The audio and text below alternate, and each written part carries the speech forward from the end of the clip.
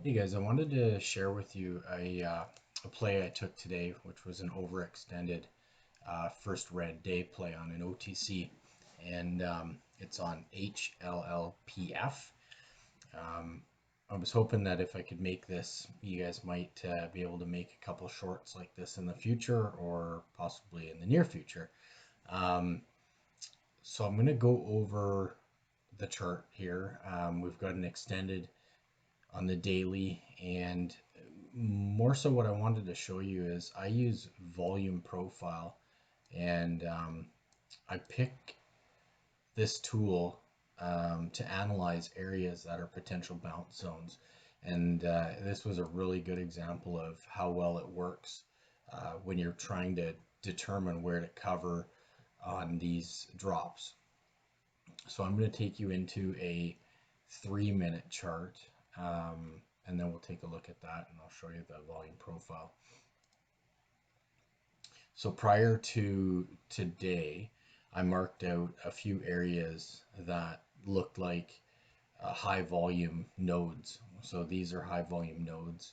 Um, when you see it sticking out to the left, they're the high volume areas where there's been consolidation. So those in theory will be the areas that will find bottoms as it's falling.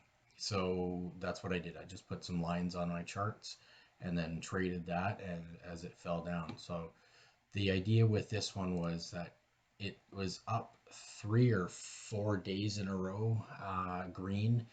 It was extended by about 160% from the breakout. So in my eyes, anything over 100% is an overextended play.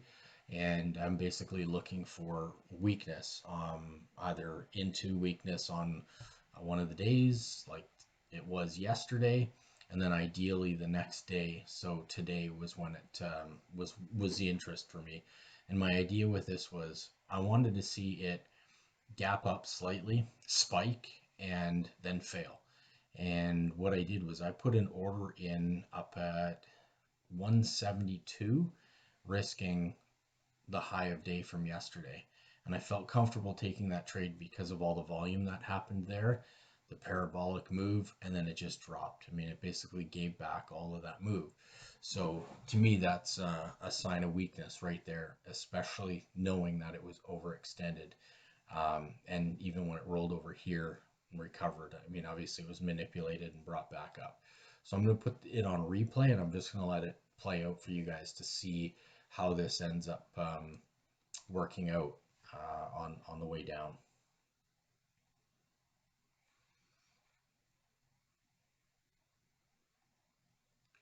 So find my replay button. There it is.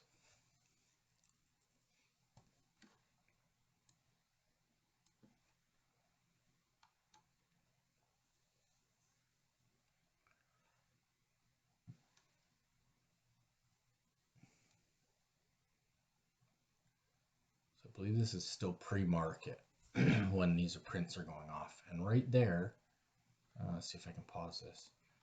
Right there is where it spiked up, and I had my order at 172, and it missed me by 2 cents.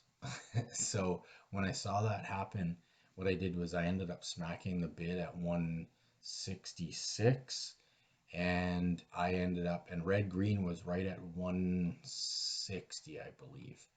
Um, and so I ended up hitting the bid at, yeah, it was right here at 159, 160. So that's when I ended up just hitting the order at that point, taking the bid because it was weak. There was high volume. It couldn't do what it was trying to do, which was get above that, and it popped down. So I ended up just adding some shares there. I wasn't full size still, and I didn't actually get full size on this one, but that was my fault. So I'm going to put it on replay here still, and you're going to see how it kind of falls along here. So again, red to green was right in this 160 area. So it cracked, it bounced, and I was looking for an ad spot in here. and I wanted it to get up to 160 and test that 160, which was the red green, and that to me would be an ideal short into the green area. You know, it couldn't make it there, and I almost hit the bid on this candle right there. So here we go, we start cracking. And one thing to note with this was it was following the SPY. So here we go, we're testing the first node, which was what I marked out. And I ended up covering some of my shares at 127, 128, 1/3.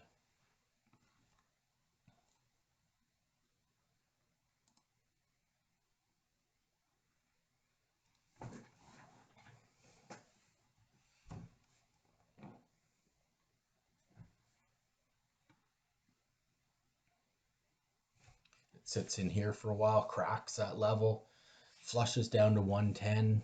I had my order at 115, and that's where I had my order sitting just ahead of 110, and it never filled me. And I thought, oh no, it's not going to get me that. It's going to bounce back, and then it flushed and filled me into that. And I was all out at 110 when it dips here. Yeah, I was all out here, and I wasn't expecting it to go down further, but I had these nodes marked down as I showed you before at 1, which is where it started holding. Holds another time. And we are starting to get some volume increase here. So it's showing me that there's some bottoming action. And we're starting to bounce now. There. So that was a decent play.